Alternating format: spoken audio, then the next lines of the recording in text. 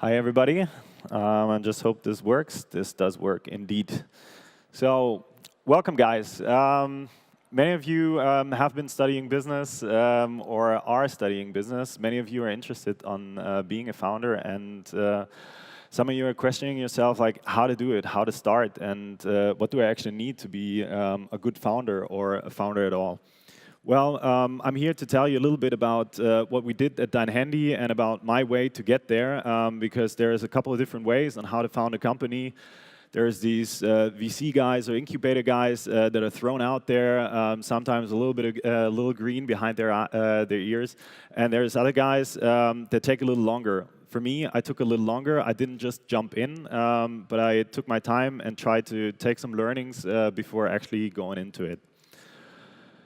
So I don't know if you know DeinHandy. We're a price comparison page or deal platform for mobile phone bundles. So you can get your iPhone and your Vodafone or telecom contract with us, roughly like 300 to 400 euros cheaper than with the carrier directly. We're like one step below a Check24. Check24 being like the meta price comparison page. We're the guys that actually make the pricing and make the deals. Our goal is basically to change the telecommunications market and at some point make those carriers obsolete and just like being the fuel for our vehicle. So that it's just a commodity on how much data volume we have and how fast that is. Quickly, the business model, as you can see, like we have the customer. For a customer, it creates transparency, it creates convenience, because we're also handling the cancellation of the old contract. We give you free insurance with the new contract and everything. I mean, I'm not trying to sell you the product right now. I'm just trying to explain like how our business model works in a little bit. And our business model basically runs on commissions that we get from the carriers. We create a win-win-win situation. The customer saves money, the customer has more convenience, the carrier can test out stuff. So instead of just like destroying their premium pricing on their own page, they can come to us and can say like, hey, how does this tariff work with if we double down on the gigabytes? Or how does this work if we add on a music flat or something like that without jeopardizing their premium channels? And it's fast. Because if they go to the point of sale, it takes them roughly 2 weeks to do that, and it's cost efficient for them because they only pay once we actually make a contract. And on top of that, of course, we sell like accessories and get some advertising subsidies from the manufacturers, from a Samsung, if we make a huge TV campaign for them. So this is basically how we get our money in. Positioning of the brand is roughly like in the center of everything. Like we have on the bottom level, you have all the carriers that basically give us the money. Then you have our competitors, which is mainly GmbH and Price24, which was my former company, alongside a Verivox and a Check24 that become more and more aggressive in bidding into that market and into that vertical. On the other side, we have like those more stationary companies like MediaMarkt and Saturn. However, they don't really focus on the online game at the moment, but merely are in the point of sale.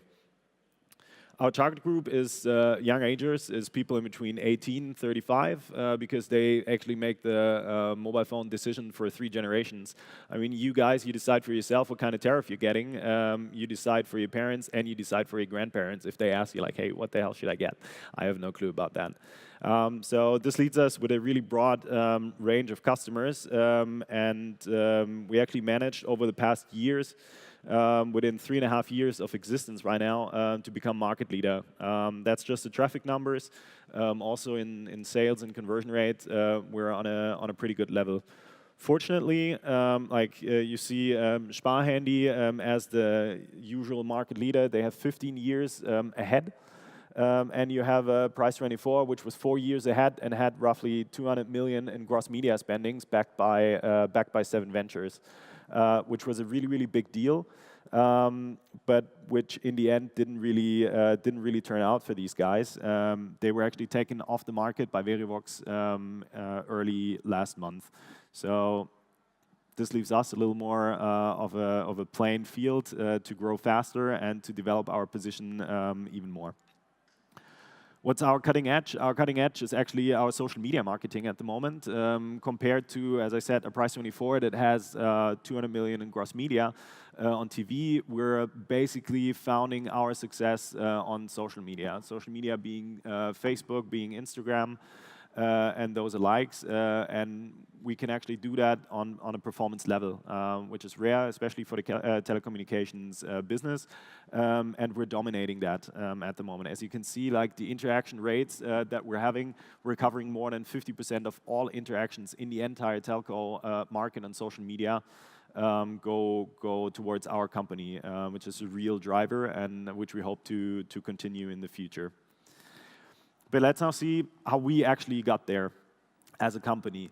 So in 2014, I founded DeinHandy, fresh out of Price24. It took us 1 month. The 30th of June was my last day at Price24. And on the 17th of July, we founded the company. On the 1st of August, we were live because we took a already existing platform. We kind of repainted it a little bit in green. That's why the green stage today, I guess. And then we started. We started simple. We started, as you can see, with a brand development, which was really important for us because I've seen what brand can do and can't do at Price24. And we started like really getting in there and trying to develop where we want to go, trying to develop a brand strategy, which turned out to be one of the most important factors for us.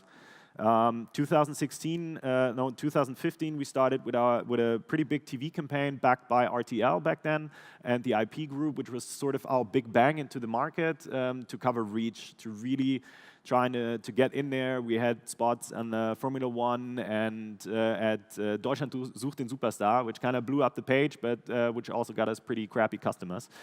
And then we switched towards Sky and to more qualitative media and started the social media marketing by the end of 2016, or by the end of 2015. So this is what really brought us up to a level, and it really skyrocketed us.